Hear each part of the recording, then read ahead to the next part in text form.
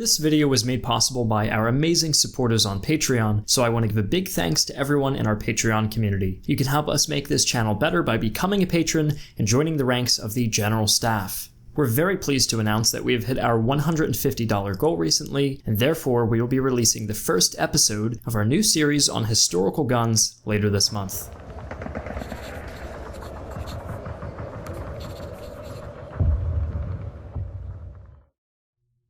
In the book, The Leningrad Blockade, it is written that, among the Soviet population, somewhere between 1.6 and 2 million perished within the city of Leningrad and in battles surrounding the region between 1941 and 1944.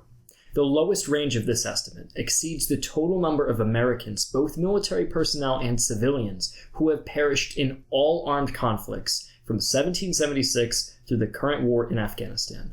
I'm Griffin Johnson, the Armchair Historian, and today we'll be discussing the 872-day-long siege of Leningrad, which is widely regarded as one of the most devastating sieges in history, and possibly the most lethal. For this reason, we'll be providing you with an abundance of primary sources to effectively impart this horrifying tale. But before we get to the video itself, let's unveil today's sponsor, World Conqueror 4. There are a lot of mobile games out there, but World Conqueror 4 stands out from the crowd.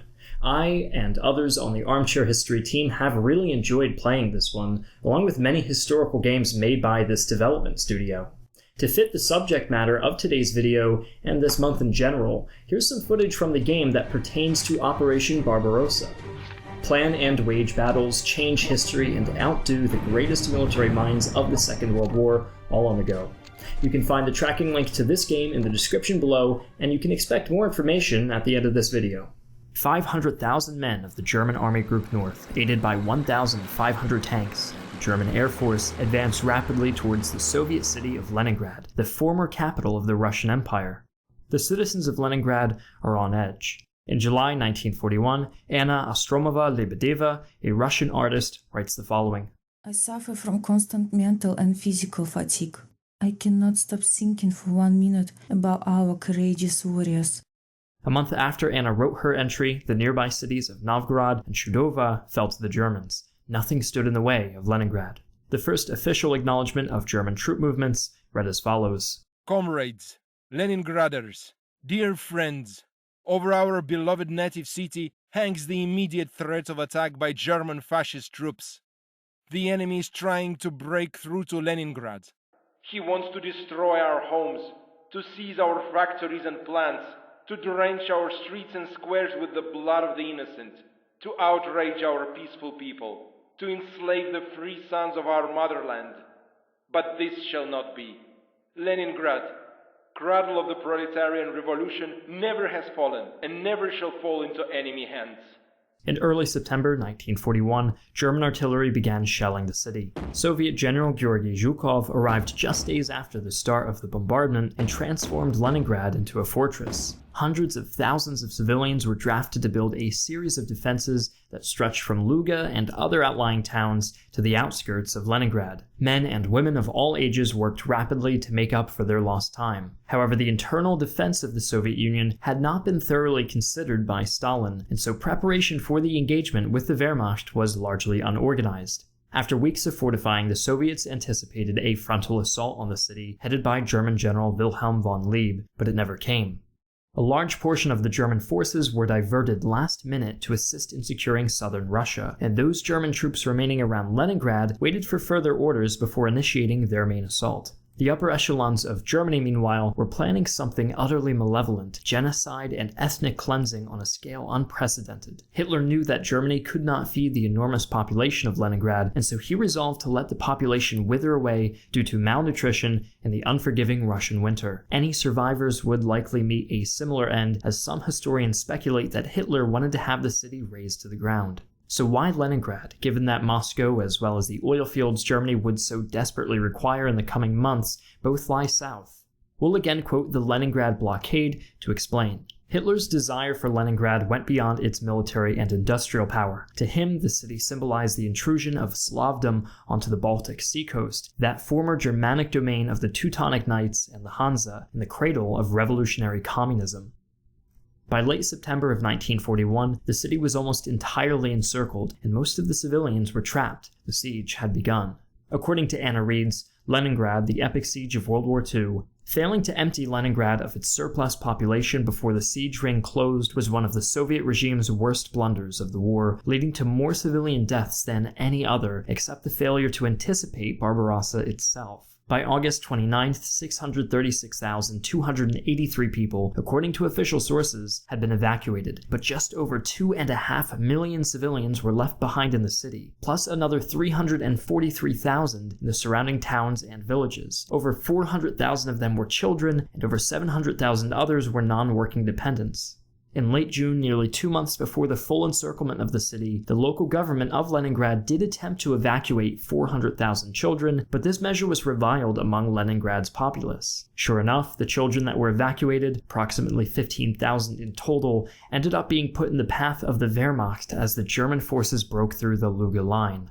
During the initial stages of the siege, Liubov Vasilyeva recounts the following. High in the skies there were white balls of explosion. The desperate efforts of the anti-aircraft guns. Suddenly, from behind the roofs, a white cloud started to grow. It was so unlike smoke that for a long time I could not comprehend that it was fire. It wasn't long before a gnawing hunger set in. A ration card system had already been put in place before the siege began, but once it was underway, the rations issued to Leningraders were 3 times smaller. It certainly didn't help that the loaves of bread were largely composed of sawdust due to the scarcity of flour. Exactly 1 month later, the first instance of cannibalism in Leningrad was recorded. Efforts were made to resupply the defenders through Lake Ladoga, which froze over and allowed for an ice road to become operational. This was the lifeline of Leningrad. Up to 400 trucks a day delivered supplies across the ice, taking refugees back after every trip.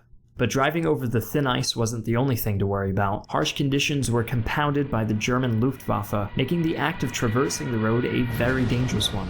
Many who tried would end up at the bottom of Lake Ladoga.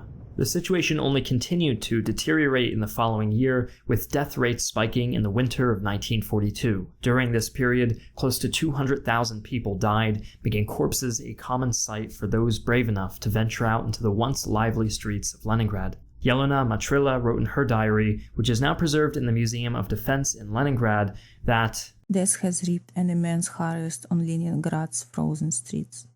Silence. Not a sign to be seen, not a rustle to be heard, not the sound of cars, nor steps. A magnificent silence. Lidiia Razumovksa's account has also gained recognition in Russia. As a former nurse, she relays how near the end of January, a boy appeared at the hospital she was working at, and according to Razumovksa's account, he was skinny, pale, and indifferent to everything. The boy went on to say that his parents were fighting in the front lines, and his grandmother, who was taking care of him, passed away. In many ways, the boy's story was a microcosm for the desperation that all Leningraders faced.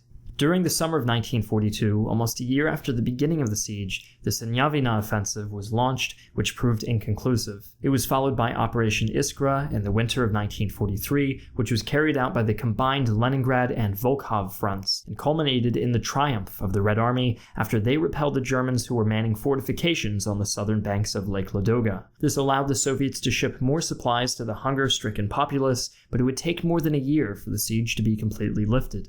By the time the German siege was fully lifted in 1944, about 1.5 million soldiers and civilians had perished. We'll conclude by quoting Anna Reid, who in the conclusion of her book says this: "After even the greatest tragedies, life flows on. New replaces old, absences are filled, the past is overlaid and forgotten, the sun still shines."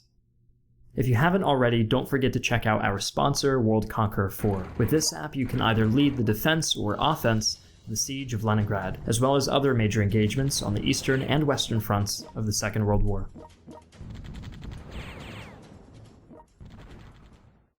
Thanks for watching. I'd like to thank my general staff on Patreon: Derek Bello, Jake Hart, Alexander Wood, Joe Crispin, Gibbsy, Fritz, Patrick Reardon, John Graham, James Thompson, Jim Talbot, Dimitri Stillerman, and everyone else listed on screen.